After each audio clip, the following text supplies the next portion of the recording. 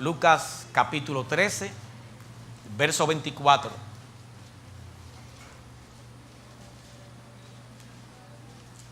Dice de la siguiente manera: esforzaos a entrar por la puerta angosta, porque os digo que muchos procurarán entrar y no podrán. Vamos a orar. Oh buen Dios, invocamos tu presencia en este lugar. Te rogamos encarecidamente que tú clave tu palabra en nuestro corazón y que nos ayude a vivir según ella. Rogamos por si alguno aquí todavía no conoce a Cristo, que hoy sea su día de salvación. Te pedimos, Señor amado, que tú solidifiques la fe de los que han creído y que tú nos acompañes a darte la gloria y la honra a través de la exposición de esta tu palabra. En Jesucristo oramos. Amén. Bien, amados hermanos, esta palabra la está diciendo Cristo en un contexto de una pregunta. Uno de los discípulos le preguntó que si eran muchos los que se salvaban o si eran pocos. Y esta fue la respuesta de él: esforzaos a entrar porque la puerta angosta, por la puerta angosta, porque os digo que muchos procurarán entrar y no podrán. Las palabras son bien solemnes. Pudiéramos decir por varias razones. Primero, es palabra de Dios. Y lo segundo, lo que está diciendo es aterrador, porque el texto no está hablando de charlatanes. Está hablando de un grupo de personas que se están esforzando por entrar, y el mismo Cristo está diciendo: no entrarán. Como una introducción, quisiera citar a Guillermo Hendrickson. Dice él, comentando ese texto, dice él: según la opinión ampliamente difundida entre los judíos y respaldada por los rabíes de Israel, Israel como un todo sería salvo. Esa información se encuentra en un libro que se llama el Sanedrín, capítulo 10, verso 1. Según la mente del judío, ellos son salvos porque son judíos. Es un problema serio, porque fuera de Cristo no se salva nadie, ni siquiera María. Fuera de Cristo no se salva nadie. Por otra parte, según Jesús, la salvación no era nacionalista. La salvación era por la fe en Él. No es un asunto de nacionalidad. Yo soy judío, yo soy dominicano, yo soy chino. No. Nosotros somos cristianos. Tenemos que conocer a Cristo. La ciudadanía tiene que ser celestial, no terrenal. Pero hay algo todavía más importante. Él dice esforzado. El verbo esforzarse en griego dice agonizar. Cristo está diciendo que hay personas que están agonizando por querer entrar y que no van a poder. No entrarán. Imagínense, yo no sé si alguien ha tenido la experiencia de ver a una persona agonizando antes de morir, en ese afán de que se va y no se va, se muere y no se muere. Bueno, aquí está hablando de un grupo de personas que agonizarán, se esforzarán, pero no podrán. Nosotros los cristianos tenemos una lucha, ¿verdad?, con el mundo, con la carne, con el yo, con el diablo. Nosotros debemos de agonizar. La salvación es por pura gracia, pero hay una responsabilidad humana. Cristo espera que nosotros también hagamos un esfuerzo intenso y fuerte por mantenernos en la fe. Por ejemplo, él dice en Filipenses 2 y 13: ocupaos en vuestra salvación con temor y temblor. No es que la salvación sea por obra, pero hay una responsabilidad humana. Esforzado significa usar toda nuestra fuerza, usar todo nuestro intelecto, usar todo lo que podamos usar en oposición y en contra de los deseos que se levantan dentro de nosotros. De nuevo, entonces, muchos van a querer entrar al cielo y la palabra dice que no podrán. Levantamos una pregunta entonces: ¿por qué no van a poder entrar? Y ahí entramos a nuestro tema, la dificultad de la fe verdadera. La dificultad de la fe verdadera. ¿Por qué la fe verdadera es difícil? Porque es que algunos se esforzarán por entrar y no van a poder. ¿Por qué algunos procurarán y no podrán? ¿Por qué hay tantas personas que creen que han creído en Cristo? ¿Por qué hay tantas personas autoengañadas? La razón es que la fe verdadera no es tan fácil a veces como se presenta por ahí. Preguntamos por qué es difícil la fe verdadera. Número uno, la fe verdadera es difícil porque Satanás es un falsificador.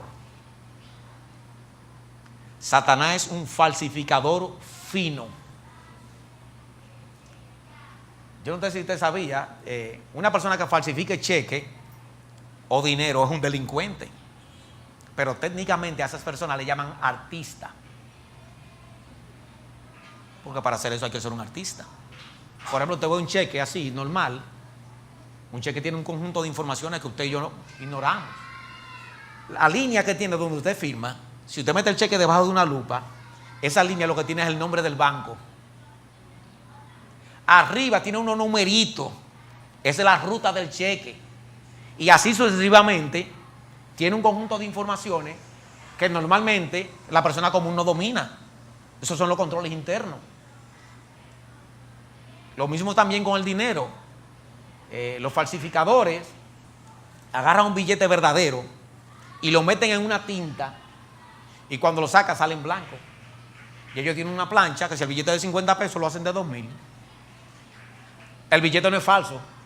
Lo que es falso es la tinta.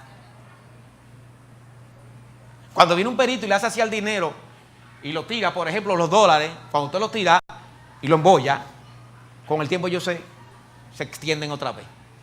El dinero americano es así. Usted hace esa prueba y el dinero pasa como bueno porque el papel no es falso, lo que es falso es la tinta. ¿Se entiende? En otra ocasión, el papel no es verdadero, pero la tinta es buena. Pero el asunto es que los artistas, como ellos llaman, son finos. Y lo que tiene valor, siempre la gente tiende a falsificarlo. Hermano, yo me siento como un poco de tensión. No sé si es que ustedes son muy espirituales o que quieren aprender a falsificar cheques. Cualquier cosa, si quieren aprender a falsificar cheques, el pastor Acuerdo está escribiendo un libro. Con relación a la falsificación, Simón el mago dice la palabra que creyó y estaba al lado de Felipe. Felipe nunca detectó que tenía una fe falsa. Quien detecta que tiene una fe falsa son los apóstoles. O sea, la fe verdadera, el enemigo la falsifica. Y muchas veces el cristiano común no puede detectar eso. No es tan fácil. Tenemos el ejemplo de Judas. Judas pasó como cristiano hasta el último momento cuando entregó a Cristo. Me imagino a los apóstoles diciendo, pero mira quién era. ¿Sabe quién? Supuestamente el más serio. Era el tesorero. Ten cuidado con los tesoreros.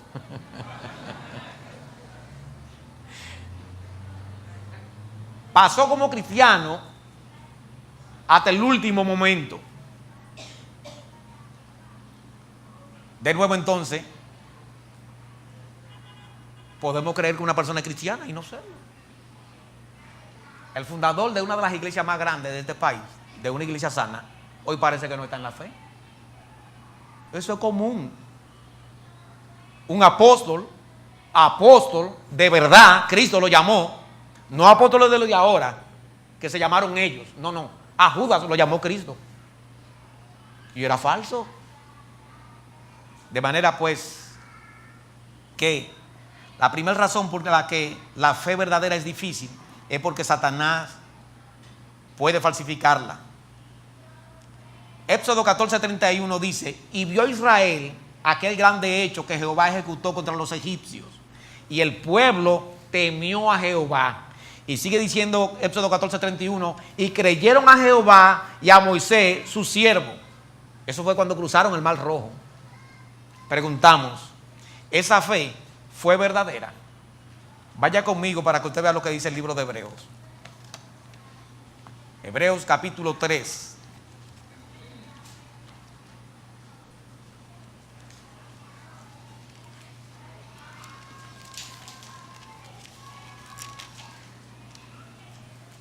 Verso 17 al 19.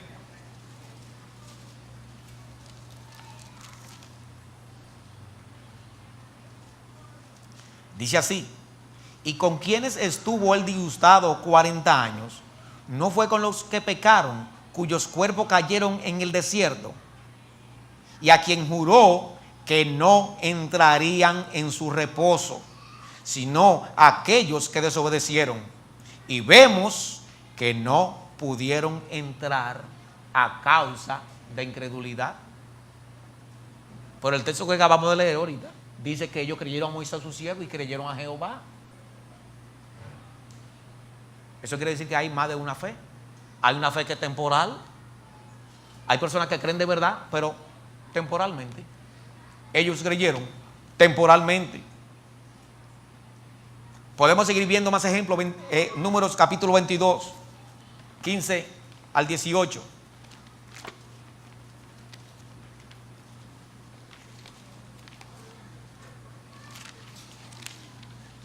Números 22.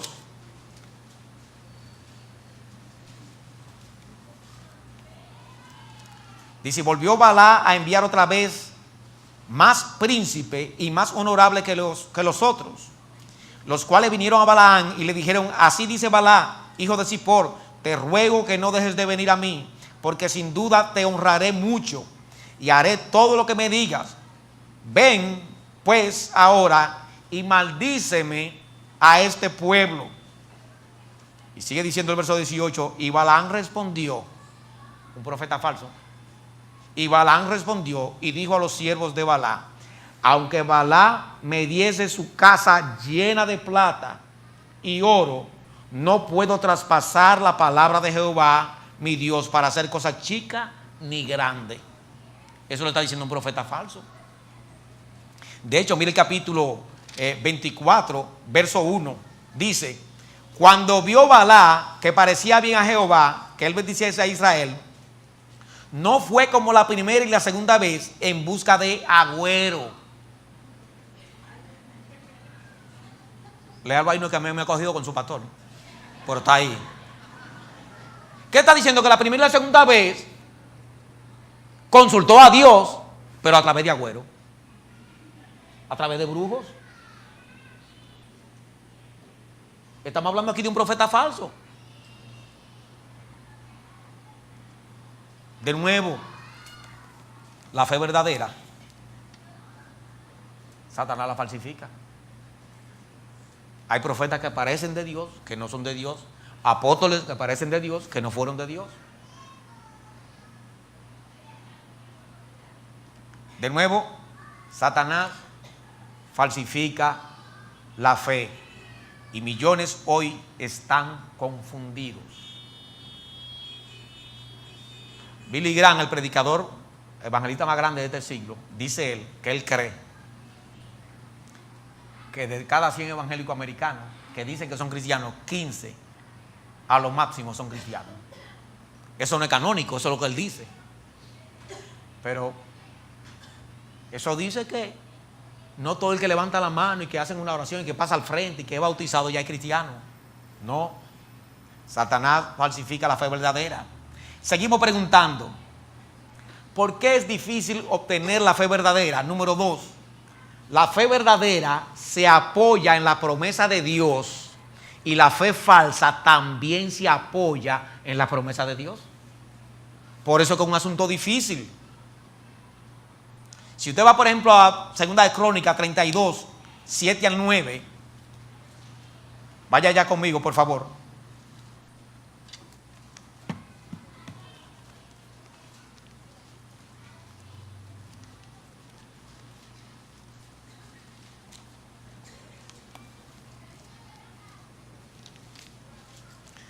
Segunda de Crónicas 32, 7 al 9. Dice así: esforzaos y animaos, no temáis ni tengáis miedo al rey de Asiria, ni de toda la multitud que con él viene, porque más hay con nosotros que con él. Con él está el brazo de carne, mas con nosotros está Jehová nuestro Dios para ayudarnos y pelear nuestra batalla. Y el pueblo tuvo confianza en las palabras de Ezequías, rey de Judá.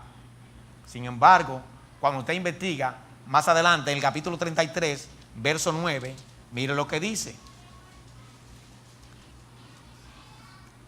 Manasés pues hizo extraviarse a Judá y a los moradores de Jerusalén para hacer más mal que las naciones que Jehová destruyó delante de los hijos de Israel. ¿Usted está viendo? Como una persona o un pueblo en un momento dado dice confiar en Dios y aparentemente demuestra haber confiado en Dios, y más adelante tiene un comportamiento anti Dios. Eso es muy común. ¿Qué aprendemos entonces de esto? Aprendemos que hombres no regenerados pueden apoyarse en Cristo, pueden descansar en sus promesas, pueden alegar su pacto y al mismo tiempo quizá no ser cristiano. Eso se puede dar. Lucas 8:13 dice: los de la piedra son aquellos que habiendo oído reciben la palabra con gozo, pero estos son de cortas raíces, creen por algún tiempo y cuando viene la prueba se apartan. Pero dice el texto, creen por un tiempo. Lo vemos en la iglesia, a veces dando fruto, pero luego de un tiempo usted ni lo ve en esta iglesia ni lo ve en otra, y lo ve haciendo vida común como cualquier persona común de la calle. ¿Por qué es difícil la fe verdadera? Número 3. La fe verdadera es difícil porque la fe verdadera puede obrar milagros y la fe falsa también puede obrar milagros. ¿Está usted viendo? Vamos a ver una prueba de ellos. Tenemos el ejemplo de los hechiceros de Faraón. Cuando Moisés va donde Faraón y dice yo soy, que deje ir a su pueblo. ¿Y que quién yo soy? Ah, no, yo te voy a demostrar ahora mismo. Moisés tiene una vara y se hace una serpiente. Dice, oye eso, tráeme los muchachos mismos ahí. ¿Y qué dice la palabra? Hicieron lo mismo. Cuando seguimos investigando con relación a ello, en el gobierno del anticristo, el anticristo hará señales, dice la palabra. O sea, la fe verdadera obra milagro y la fe falsa también obra milagro. De hecho, hay personas que creen que son evangélicos porque supuestamente hacen milagros. Vamos a verlo. Mateo capítulo 7.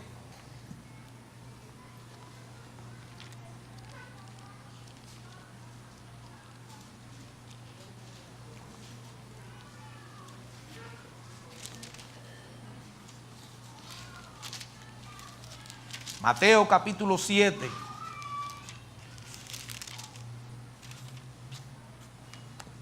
Verso 21.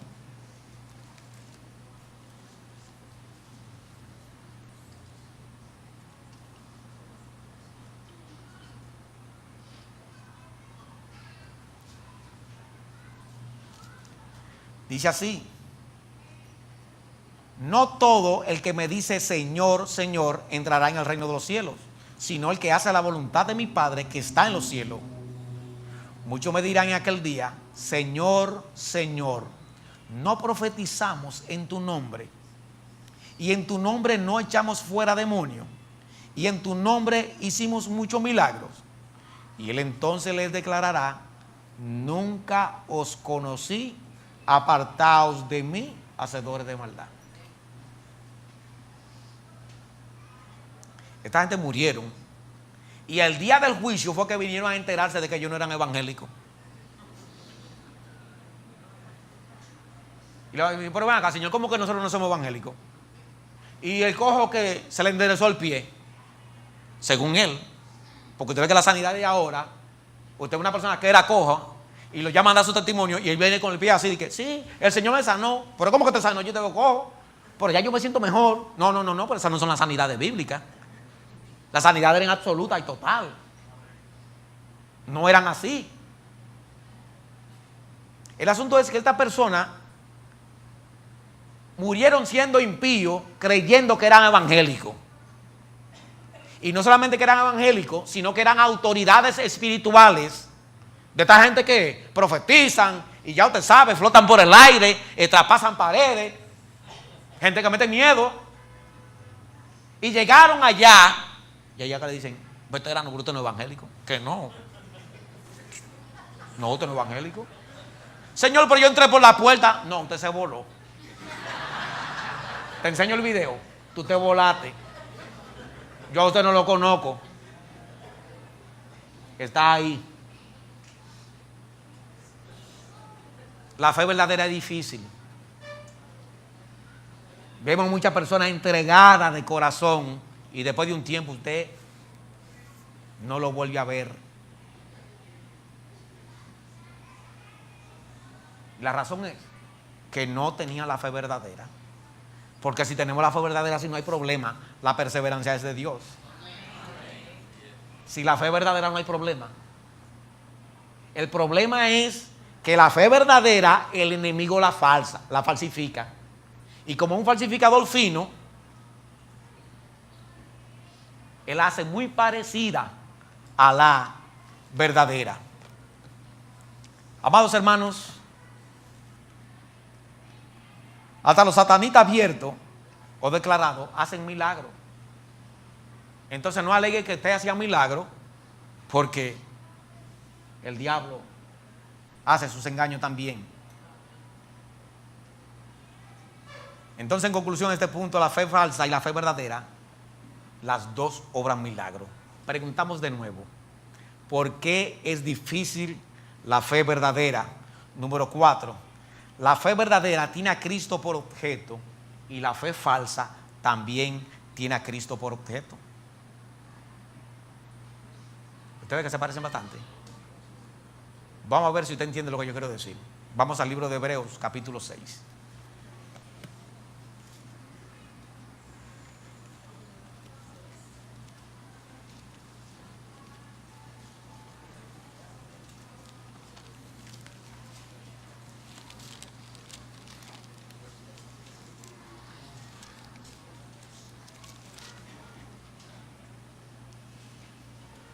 Hebreos capítulo 6, versos 4 al 6.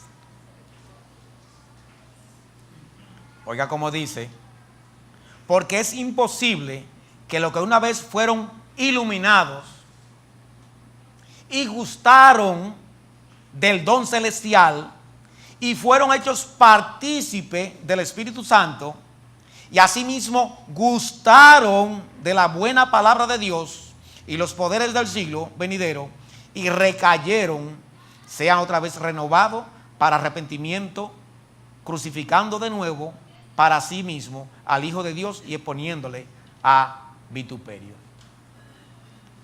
Oye, amados hermanos, aquí está hablando de personas que supuestamente estuvieron muy cerca de Dios. Lo primero que dice es que fueron iluminados. Usted no tiene que estar de acuerdo conmigo con esto que yo voy a decir, pero usted sabe que yo creo que son los iluminados ahí, los bautistas. Fueron iluminados, tenían doctrina sana, tenían doctrina bíblica, fueron iluminados, la entendieron, porque se le explicaron razonadamente, paso a paso, paso 1, paso 2, paso 3. Le hacían preguntas y respondían bien. Fueron iluminados, recibieron intelectualmente, pero lamentablemente no fueron regenerados. La palabra llegó aquí, pero nunca llegó aquí. ¿Qué va a seguir diciendo el texto? Dice que gustaron de la palabra estaban enamorados. Cuando se daba clase de doctrina, ellos estaban ahí de primero, no había que salirlo a buscar por la casa y llamarlo. No, eran fogosos. Experimentaron algo de manera consciente. Un ejemplo de ello, Judas. Judas vivía caminando con Cristo. Observaba lo que Cristo hacía. De hecho, hizo un milagro. Estuvo cerca de Cristo, topándole cuando estaba sudado. Gustó, estuvo de cerca. Muchas personas recibieron sanidad de Cristo. Cristo tocándole. Esas personas no fueron salvos, muchos de ellos, porque solamente buscaron sanidad. Tuvieron una experiencia con Cristo personalmente, en ese sentido, ¿verdad? Sin embargo, no fueron salvos. Así que la fe verdadera tiene a Cristo por objeto y la fe falsa también. Juan Calvino, comentando ese texto, en la palabra recayeron, dice él, el autor del libro no habla aquí de hurto, ni de perjurio, ni de asesinato, ni de borrachera o adulterio, sino de una total deserción o apostasía del evangelio. Personas que realmente estaban de lleno en el evangelio durante un tiempo y después con el tiempo, se fumaron. Una apostasía. Gustaron, fueron iluminados, tocaron, etcétera, etcétera, y no eran evangélicos.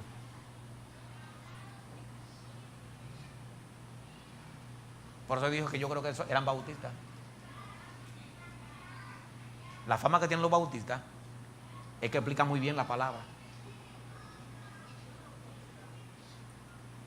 Oí una persona que dijo una vez, a mí me gusta la doctrina bautista porque enseñan con profundidad, lo que pasa es que ellos no creen en el Espíritu Santo. Ya te sabes qué contradicción. Enseñamos muy bien la palabra, pero no creemos en el Espíritu Santo. Entonces no sabemos nada.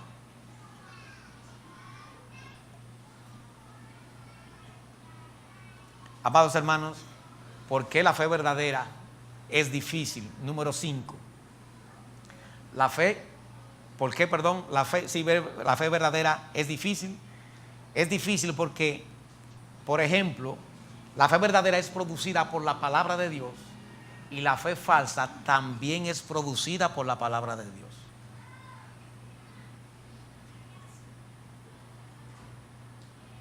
El pastor cuando sube aquí, que da un sermón evangelístico, algunos se convierten verdaderamente y otros se convierten falsamente.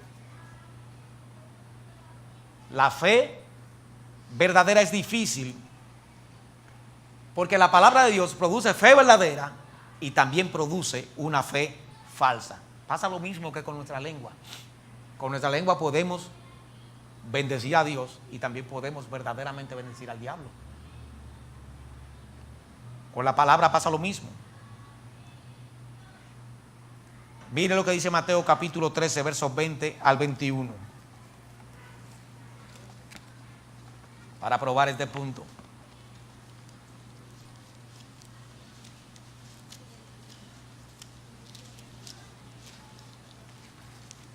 Mateo capítulo 13.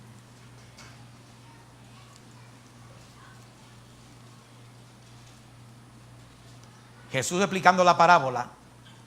Verso 20 al 21 dice, y el que fue sembrado en pedregales, este es el que oye la palabra y al momento la recibe con gozo, pero no teniendo raíz en sí, sino que es de corta duración, pues al venir la aflicción o la persecución por causa de la palabra, luego tropieza. Verso 23, mas el que fue sembrado en buena tierra, este es el que oye y entiende la palabra y da fruto y produce a 100, a 60 y a 30 por uno. ¿Está viendo la misma palabra? Uno produce a 100, a 60 y a 30 y el otro produce a 0. La recibe con gozo y después se va. La misma palabra. Por eso la fe verdadera es difícil. No solamente porque la palabra produce fe verdadera, también estamos viendo que produce una fe falsa.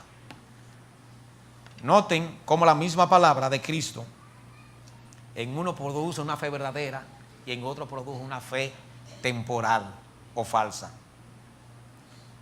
¿Qué más, amados hermanos? porque es difícil la fe verdadera. Sexto, la fe verdadera hace que un hombre se prepare para la venida del Señor Jesucristo, y la fe falsa también hace que la persona se prepare para la venida del Señor Jesucristo. Los bautistas aquí creen que Jesucristo viene. ¿Quiénes creen que viene? Y los adventistas también. Dígame entonces. Los adventistas también creen en la venida de Cristo. No es una fe cristiana. Una persona que le dice a usted, no, porque si Cristo viene y yo estoy comiendo carne de cerdo, me quedo.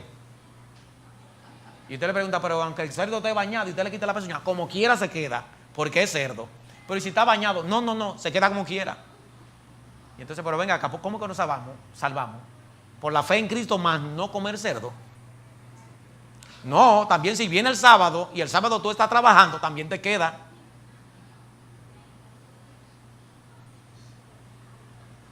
Nos salvamos por Jesucristo solamente. No es por comer ni no comer. Cristo es quien salva. Pero de nuevo, la fe verdadera hace que nos preparemos para la venida de Cristo, y la fe falsa también. La Iglesia católica cree en la venida de Cristo. Los apóstoles modernos creen en la venida de Cristo. El montanismo, que es como del siglo III, un señor llamado Montano enseñaba, fue el primero que empezó a hablar en lengua después del cierre del canon de las Escrituras del Nuevo Testamento, y decía que Cristo iba a descender en el patio de su casa. Él esperaba la venida de Cristo y era un falso. Hay muchas personas falsas que creen que Cristo viene y hasta lo están esperando.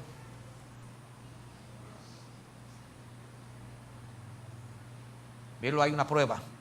Mateo 25, 1 al 10. Vamos allá, por favor.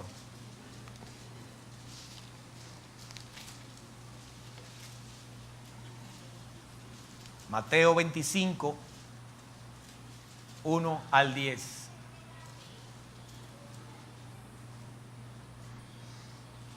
Dice así: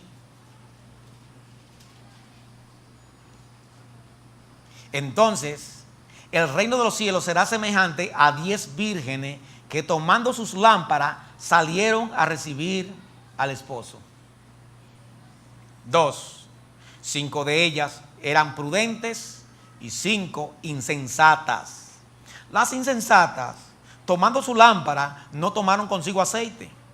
Mas la prudente, tomando aceite en sus vasijas, juntamente con sus lámparas, y tardándose el esposo, cabecearon todas y se durmieron. ¿Está usted viendo? Por eso que la venida de Cristo es una sorpresa. Los cristianos falsos van a estar durmiendo y los cristianos verdaderos también. ¿Usted está viendo que nos parecemos bastante? Las 5 vírgenes insensatas le cogió el sueño. Y a las 5 vírgenes, que eran evangélicas también le cogió el sueño. Ahora bien, 6. Y a medianoche se oyó un clamor: aquí viene el esposo, salid a recibirle. Entonces todas ellas, vírgenes, se levantaron y arreglaron sus lámparas. Se van todas. 8. Y las insensatas dijeron a las prudentes: dadnos de vuestro aceite, porque nuestras lámparas se apagan. No fueron prudentes. Tenían la lámpara y la prendieron. La mecha prende. Ahora, y si no tiene combustible, ¿qué va a pasar?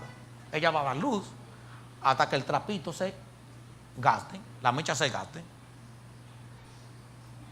9. Mas las prudentes respondieron diciendo: para que nos falte a nosotras y a vosotras, id más bien a los que venden y comprad para vosotras mismas. Pero mientras ellas iban a comprar, vino el esposo, y las que estaban preparadas entraron con él a las bodas, y se cerró la puerta.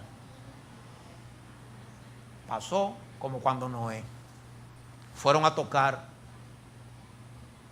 y Noé dijo: ya no hay ticket, se quedan fuera.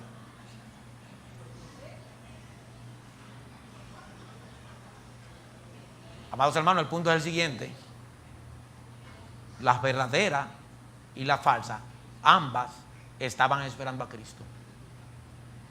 Por eso la fe verdadera es difícil. Puedo retomar otra vez el grupo de los adventistas. Usted oye un adventista predicando y fácilmente usted cree que es un bautista que está predicando. Son finos, son entendidos. Lo de fino lo dijo para Agüero, no por mí. Oye, son entendidos, no son alocados predicando, no son unos locos. Tienen su discurso bien dividido y subdividido con ejemplos, con anécdotas, con ilustraciones, que usted sale edificado. Parecen evangélicos. De hecho, ellos fueron bautistas primero. Elena Helen White no, pero Roller Miller, que es el primero que empieza con eso, era un bautista. Pero vamos a ese hombre tranquilo, que ya se murió. Pero son hijos de nosotros, eran bautistas. Después Abuelo le explicará eso más adelante al paso. Amados hermanos, ¿por qué la fe verdadera es difícil? Séptimo, la fe verdadera produce gozo y la fe falsa también produce gozo. ¿Está usted viendo que sigue siendo un asunto difícil? La fe verdadera produce gozo, la fe falsa también produce gozo. Yo recuerdo en una ocasión, yo vivía en Villamella y para venir para acá solamente hay una calle, no hay más. Usted tiene dos opciones: o se queda en su casa o sale a coger su pique con esos tapones. Hay personas, ¿verdad?, que cuando estamos en un tapón como que las orejas se nos van poniendo grandes y queremos pelear, pero no hay con quién pelear. Y yo botando ese tapón me fui por otro lado y vi una iglesia mitad en Aarón y entré para allá de curioso. Mire, ahí hay gozo. Esa gente saca un pañuelito y empiezan a dar vueltas así y dan unos brincos de este alto y haciendo. Digo, pero son indios. Mire, ahí hay gozo. No son cristianos. No son cristianos. Pero no solamente ellos, amados hermanos. El evangelio de la prosperidad. Usted ve personas ahí con la cara larga. Eso es como que están en la nube. Ahí hay gozo también. La fe falsa también produce gozo. O por lo menos lo que ellos llaman gozo, que son entretenimiento. Lo que pasa es que el diablo lo engaña. Porque gozo solamente hay en Cristo. Pero el enemigo lo engaña y lo entretiene y ellos creen que eso es gozo. Como el borracho. ¿Qué usted hace? Dándome la buena vida. Oiga, no, la vida está en Cristo. El que no está en Cristo no tiene vida. Pero yo bailo. No, usted subsiste. Usted no tiene vida. La vida empieza cuando tenemos a Cristo. Bien, amados hermanos, con relación al gozo, Mateo 13:20. Vamos allá. Porque tenemos que probar por las escrituras todo lo que estamos diciendo. Mateo 13:20. Desde el verso 1 está la parábola del sembrador. Y del verso 18 al 23, Cristo la explica. Y dice el verso 20. Y el que fue sembrado en pedregales es el que oye la palabra y al momento la recibe con gozo. ¿Lo ve usted? Que la fe verdadera produce gozo y la falsa también produce gozo. Entonces, hermanos, como podemos ver, esto es perturbador, esto es agobiante, produce ansiedad. Y usted diría, pero ven acá y entonces, ¿y cómo yo sé si tengo la fe verdadera?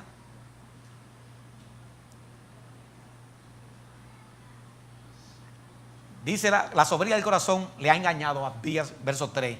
Mira que no seáis engañados, Lucas 21:8. Porque si alguno se cree algo, no siendo nada, se engaña a sí mismo. Gálatas capítulo 6, verso 3. Esa es la mayor artimaña de Satanás, hacerle creer a inconverso que ellos son cristianos. Yo creo que él con ese método engaña a más personas que con todos los otros métodos juntos.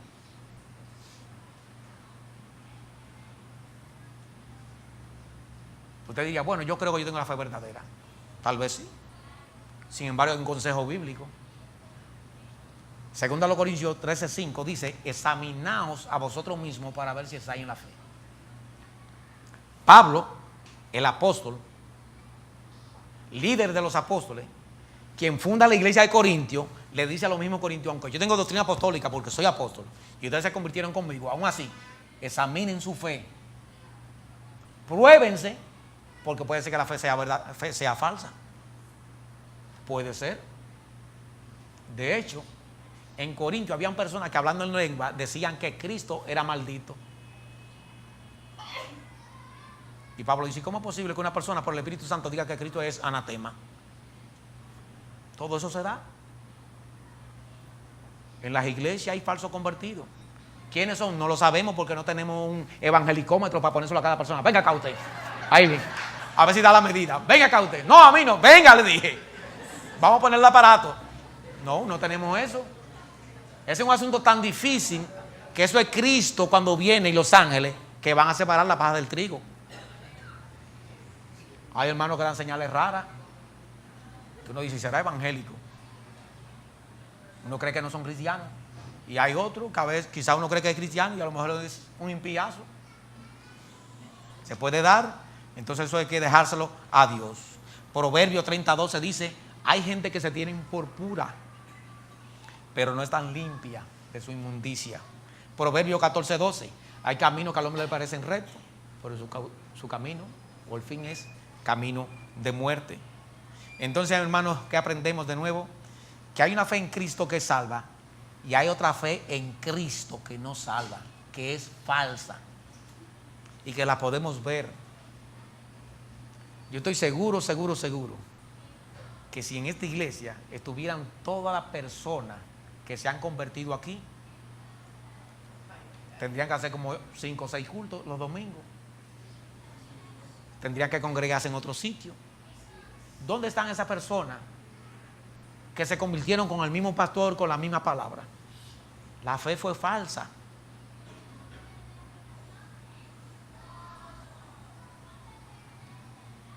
Juan 1:11 dice, a los suyos vino y los suyos no le recibieron.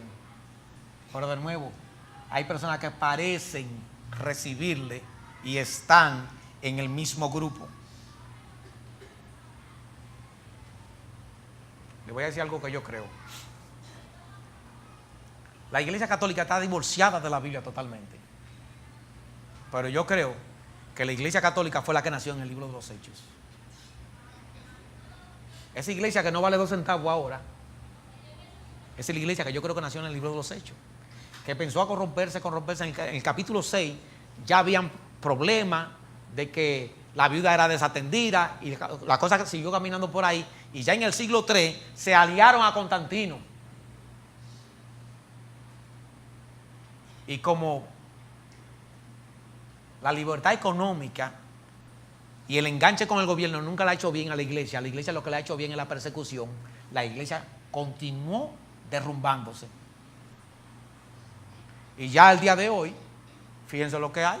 En estos días una autoridad en el Vaticano se declaró que tiene su pareja ahí mismo, en el mismo Vaticano.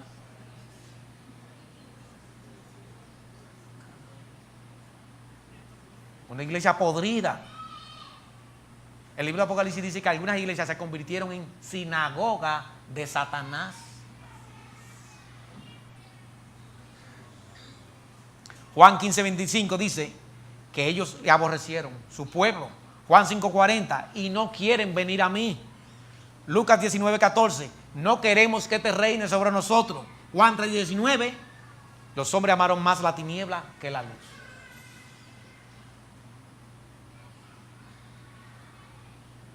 Hay un autor que se llama A.W. Pink, que es una de las personas que más ha influenciado en mi vida.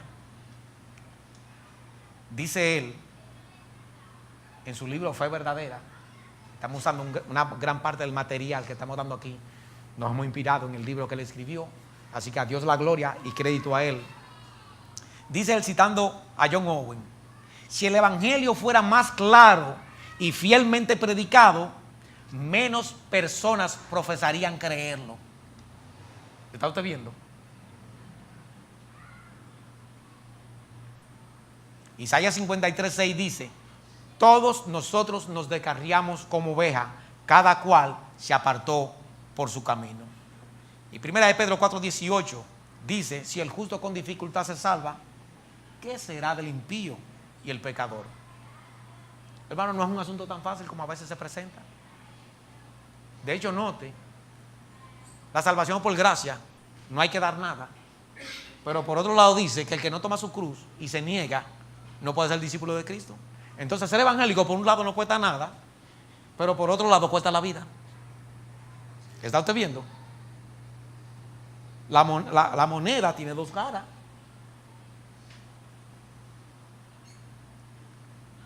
Este mundo ha cambiado mucho. Hace como unos 30 años atrás, o 35, siempre estaba en la cancha jugando baloncesto. Y cuando pasaba un homosexual por mi casa, los muchachos de la cancha le tiraban piedra. Yo nunca tiré piedra. Eso era tan escaso, pero ahora nos hemos habituado a verlo. Y te dice, la corrupción está creciendo demasiado. Los gobernantes son los culpables. No. Los gobernantes de la corrupción de un país están aquí ahora, porque nosotros somos la sal. Y si la sal no hace su función, el mundo se va a podrir. Entonces no ataquemos tanto lo de afuera. Mirémonos primero nosotros. La iglesia está dando muy poco. No quiere pagar el precio. Leí una encuesta recientemente. Dice que los préstamos de más alto riesgo en Estados Unidos son los préstamos para los pastores. No pagan. No pagan. Hermano que está aquí, si a ti te sobran 200,000 pesos por ahí, el banco te da una bagatela, te gustaría ponerlo a producir. Tú lo pones fácilmente en manos de otro hermano. Si no lo pones, eso habla de tu desconfianza. Los evangélicos no son confiables. Usted va a buscar visa y le dice, ¿qué usted? Pastor, pase. No. ¿Por qué no me ha preguntado? No, nada. No, ya usted me dijo que usted era pastor. No califica.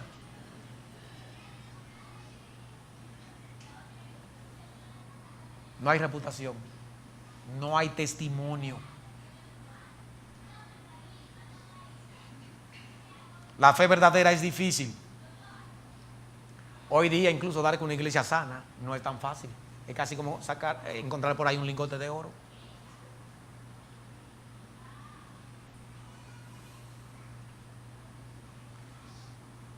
Pregunta, amados hermanos, entonces. Usted diría, pero ven acá, la fe verdadera se parece tanto a la falsa. La fe verdadera es aquello, la falsa también. Y ahora, ¿cómo yo sé si soy evangélico o no? Porque ahora invitaron ahora a un pastor que lo que ha hecho es que me ha confundido. Vamos a tranquilizarlo. Vamos a tranquilizarlo. Vamos a ver en este punto la evidencia de la fe verdadera. Y yo prometo que voy a acabar de una vez, porque yo no sé qué tiempo aquí se predica. Prometo terminar de una vez. Se ha dicho que la fe verdadera y la falsa son muy parecidas. Muy parecidas. Se dijo que la fe falsa se apoya en la promesa de Dios y la fe verdadera también. Se dijo que la fe verdadera obra milagros y la fe falsa también. Se dijo que la fe verdadera tiene a Cristo como objeto y la fe falsa también.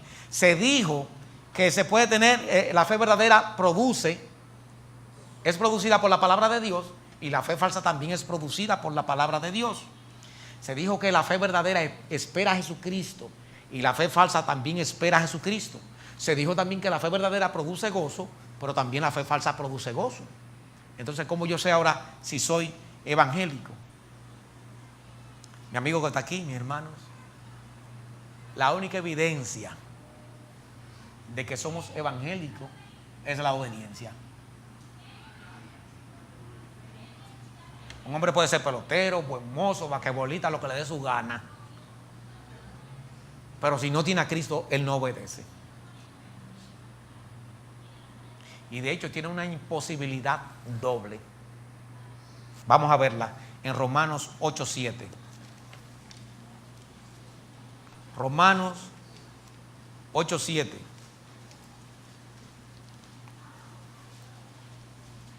Dice: por cuanto los designios de la carne son enemistad contra Dios, porque no se sujeta a la ley de Dios, ni tampoco puede. Dios de la doble imposibilidad. Nótalo de nuevo. Por cuanto los designios de la carne son enemistad contra Dios. El hombre es enemigo de Dios. ¿Por qué el hombre no obedece a Dios? Porque es enemigo. ¿Y cuál es la otra razón? Porque no se sujeta a la ley de Dios, ni tampoco puede, no tiene fuerza. El impío no puede obedecer. Él no tiene ese deseo. Para una persona obedecer a Dios, Dios tiene que cambiarle la mente. Hacer que él odie lo que amaba para que ame lo que odiaba. Tiene que producirse el nuevo nacimiento. De manera, mi amigo, mi hermana que está aquí, hermano, si tú obedeces, duerme tranquilo. Tú eres evangélico. Aunque algunos pensamientos te asalten y tú seas perseguido por algunos recuerdos de cuando tú eras impío o porque viste algo que tú no debías de ver. Si estás inseguro, óyeme bien, un impío no puede obedecer. No quiere ni puede. Si tú dices, pastor, pero yo tengo una lucha, gloria a Dios. Los muertos no luchan y el hombre sin Cristo está muerto. El hombre sin Cristo está muerto. Si tú tienes lucha, tú eres cristiano. Así que no te desalientes. Quisiera leer un último texto. Primero a los Corintios.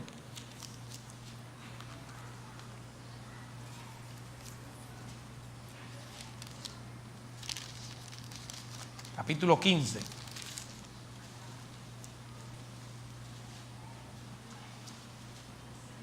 Verso 1 y 2 dice así: además os declaro, hermanos, el evangelio que os he predicado, en el cual también recibisteis, en el cual también perseveráis, por el cual asimismo, si retenéis la palabra que os he predicado, sois salvos.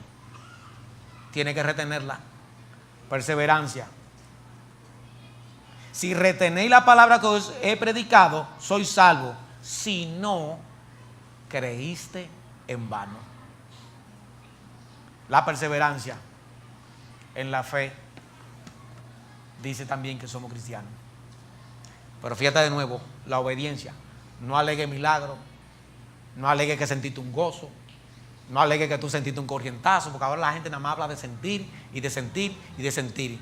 Y ya eso está tan de moda que hasta los impíos, cuando usted le predica, él dice, no, es que yo todavía no he sido tocado.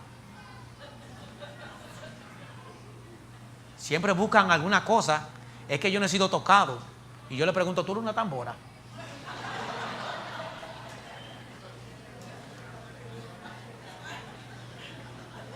Hermano, vamos a suponer que este gobierno dice que todo el que tenga préstamo con el Banco de Reserva, que haya comprado un apartamento de menos de 2 millones, todo el que haya hecho un préstamo con el Banco de Reserva y que haya comprado un apartamento de menos de 2 millones, le van a borrar su deuda. Solamente tiene que llevar una copia de la cédula y el número del préstamo. Hermano, si yo lo siento, yo voy. Y si no lo siento también, como quiera voy. A mí no me hable de sentir. Diga que usted no quiere obedecer. El asunto es que las personas no quieren obedecer. Y yo pregunto, ¿en qué te perjudica ser cristiano? Quisiera que te vaya con esa pregunta si todavía no has entregado tu vida a Cristo. Pregúntate en qué te perjudica. Vamos a orar. Padre, nuevamente te damos gracias porque tú eres bueno, por tu misericordia. Señor, porque tú nos has salvado por pura gracia. Señor, y estamos aquí en la fe porque tú nos das seguimiento. La gloria solamente es tuya. Señor, si aquí hay personas que todavía no te conocen, te rogamos que hoy sea su día de salvación. Que antes de ir a su casa, hablen con los pastores o con los profesores de escuela dominical de esta iglesia, para que le encaminen. Danos, Señor, la salvación. En Jesucristo te lo rogamos. Amén.